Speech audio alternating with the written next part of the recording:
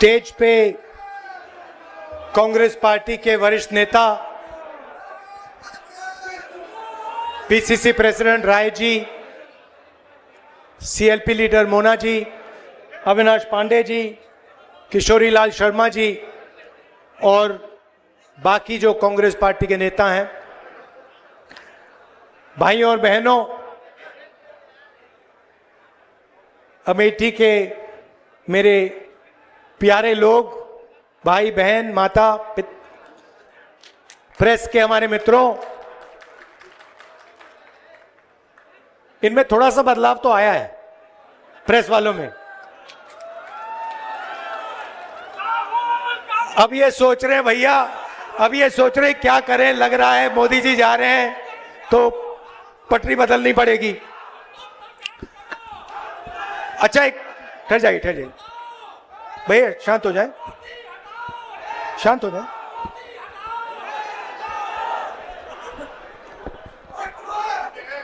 बड़ा जोश है तो सबसे पहले यहां आप गर्मी में आए, मेरी बात सुनने आए, इसके लिए दिल से आप सबको धन्यवाद करता हूं। और मुझे काफी चेहरे पहचान में आ रहे हैं, तो आप सबका बहुत बहुत नमस्कार।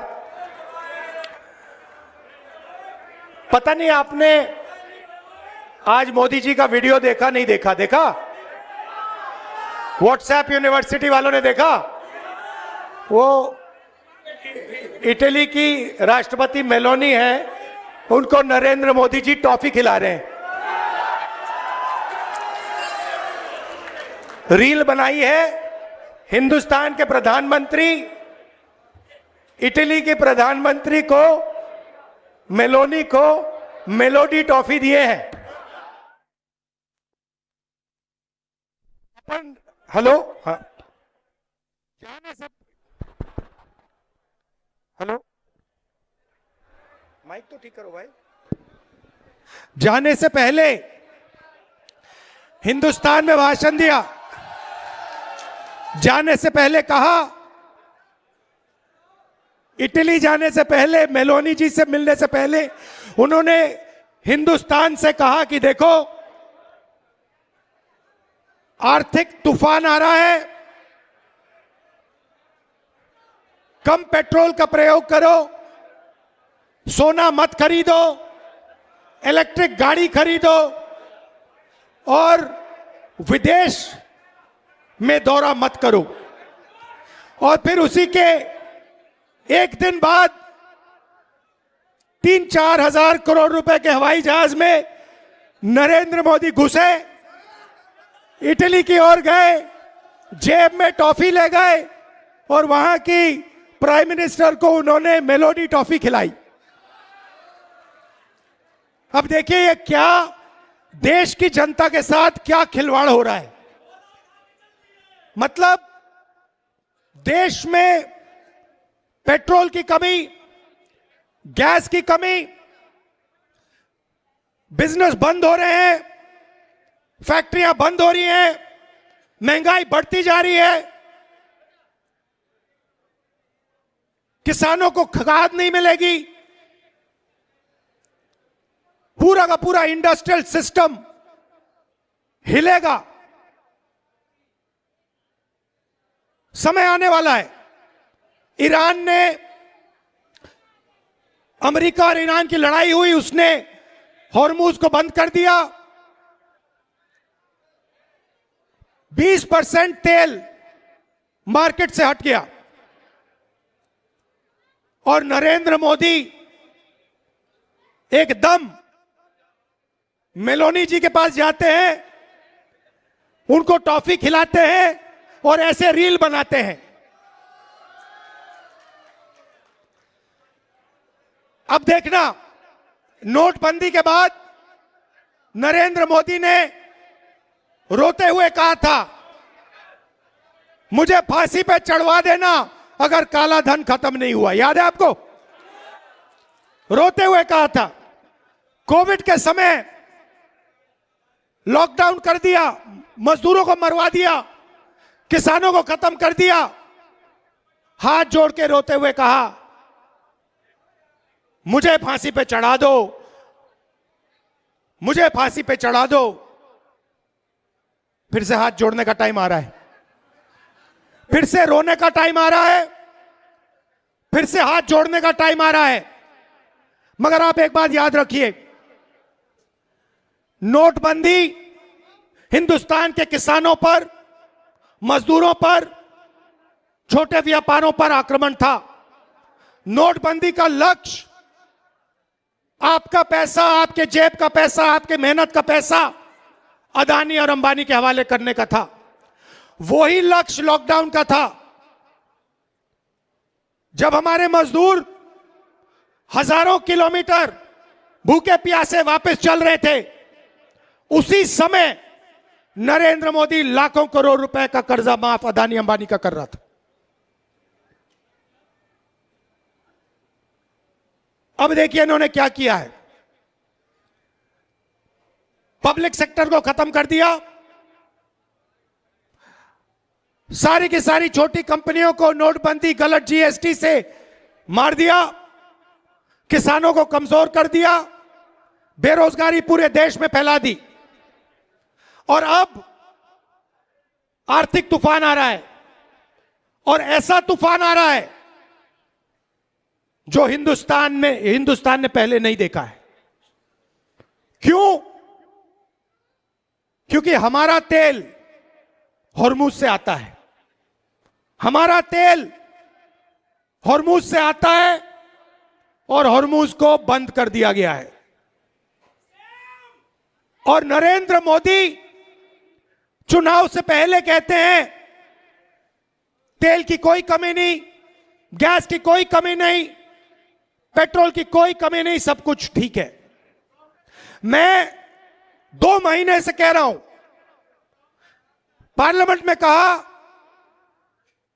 भाषणों में कहा, 2 महीने से कहा कि देखिए आर्थिक तूफान आ रहा है, किसान को, मजदूर को, युवाओं को, माताएं बहनों को जबरदस्त चोट लगने जा रही है।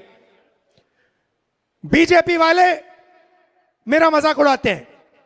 नरेंद्र मोदी ने जो करना था पिछले 3 महीने में, जो आपकी प्रोटेक्शन करनी थी, जो दीवार, आर्थिक दीवार खड़ी करनी थी आपके लिए, वो उन्होंने नहीं की। उल्टा वो जाकर मेलोनी जी के साथ टॉफी खा रहे हैं और वीडियो बना रहे हैं, वीडियो बना रहे हैं जैसे मजाक चल रहा है। वापस आएंगे, आप देखना क्या होता है। वापस आएंगे, आर्थिक तूफान आएगा, गरीब लोगों को चोट लगेगी, किसानों को खाद नहीं मिलेगी, पेट्रोल डीजल के दाम आसमान तक पहुंच जाएंगे, महंगाई बढ़ेगी। उसके बाद नरेंद्र मोदी हाथ जोड़ेंगे, कहेंगे भाइयों और बहनों मुझे फांसी पर चढ़वा दो। रोएंगे, कहेंगे मेरी गलती नहीं है, अगर मेरी गलती है तो मुझे फांसी पे चढ़ा दो, कहेंगे, आप देखना। तो मेरा कहना है कि उनका काम अर्थव्यवस्था की रक्षा करना है, उनका काम देश की रक्षा करने का है, उनका काम अदानी और अंबानी। भैया गर्मी है, डिस्टर्ब मत करो, गर्मी है, डिस्टर्ब मत करो, लोगों का मूड खराब हो जाएगा, वो आपके नारे सुनने नहीं आए हैं। तो उन्होंने क्या किया है पिछले 12 साल में? देश की रक्षा हमारा संविधान करता है, हमारी संस्थाएं करती हैं, हमारे इंस्टीट्यूशंस करते हैं, इलेक्शन कमीशन करता है। मैंने मीडिया के बारे में मजाक उड़ाया, मगर इनकी जिम्मेदारी लोकतंत्र की रक्षा करने की होती है। नरेंद्र मोदी जी ने पिछले 12 साल संविधान पर आक्रमण किया है, हमारी सारी की सारी संस्थाओं को नष्ट किया है। आरएसएस के लोगों को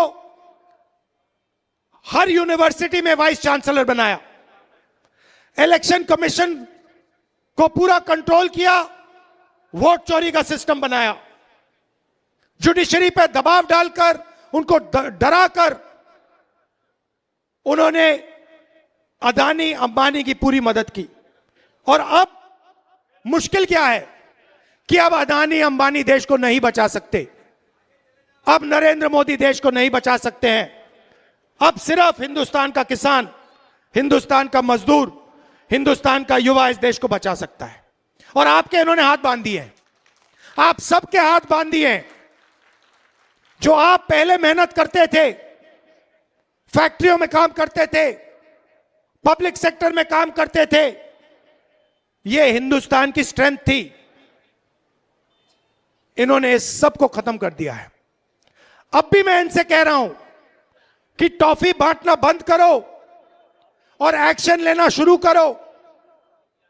किसानों को खाद नहीं मिलने वाला है, खाद की सप्लाई की तैयारी करो।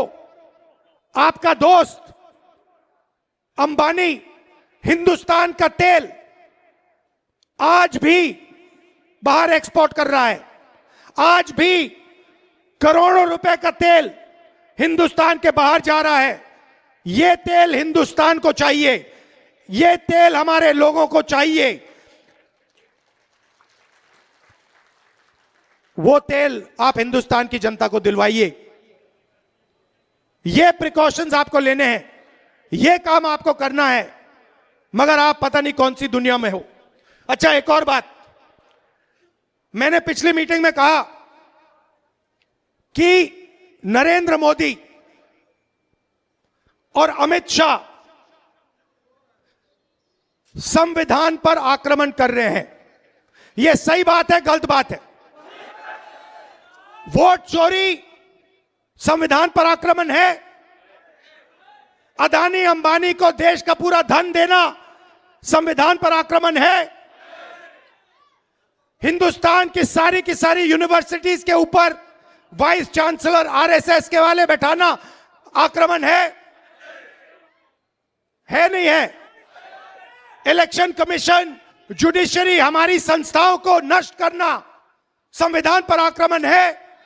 संविधान हिंदुस्तान है, संविधान हिंदुस्तान की आवाज है। तो जो संविधान पर आक्रमण करता है, जो संविधान को नष्ट करता है, उसको आप क्या कहोगे? उसको क्या कहोगे? गद्दार कहोगे। इसीलिए मैंने खुल के कहा है कि नरेंद्र मोदी, अमित शाह संविधान पर आक्रमण कर रहे हैं। उन्होंने देश का धन अदानी अंबानी को बांटा, उन्होंने देश की संस्थाओं को खत्म किया, उन्होंने वोट चोरी करवाई, इलेक्शन कमीशन को दबाया, जुडिशरी पर दबाव डाला। आरएसएस के लोग सुन लो, आपने कहा कि मुझे माफी मांगनी चाहिए, मैं कभी माफी नहीं मांगूंगा, फिर बोलूंगा। अमित शाह और नरेंद्र मोदी गद्दार हैं, क्योंकि उन्होंने कॉन्स्टिट्यूशन पर आक्रमण किया है। सुन लो अच्छी तरह, मैं तुम लोगों से नहीं डरता हूं, और हिंदुस्तान की जनता इस बात को समझ गई है, और हिंदुस्तान की जनता भी आपसे नहीं डरती है। भाइयों और बहनों, ये आपके एमपी साहब बैठे हुए हैं, इन्होंने बहुत इमोशनल भाषण दिया, अच्छा भाषण दिया। मैं भी आपसे कहना चाहता हूं, ये मेरी भी कर्म भूमि है, अमेठी मेरी कर्म भूमि है, और आपने मेरे परिवार को, मेरे पिता को, मेरी माताजी को, मेरी बहन को और मुझे प्यार दिया है और इज्जत दी है, और यह मैं कभी जिंदगी में भूलने वाला नहीं हूं। हमारा पारिवारिक रिश्ता है, पारिवारिक रिश्ता है, प्यार का, मोहब्बत का रिश्ता है। राजनीति बाद में आती है, प्यार मोहब्बत का हमारा रिश्ता है, बहुत गहरा रिश्ता है, सालों पुराना रिश्ता है। जो भी आप मुझसे चाहते हो, आप जानते हो, जो भी आप मुझसे चाहते हो, मैं आपके लिए तैयार हूं। जो भी ऑर्डर आपका होगा, मैं उसको पूरा करने के लिए तैयार हूं। दिल से मैं आपका धन्यवाद करता हूं। बहुत बहुत धन्यवाद। नमस्कार, जय हिंद। बहुत बहुत धन्यवाद आदरणीय राहुल गांधी जी। सामने भावुक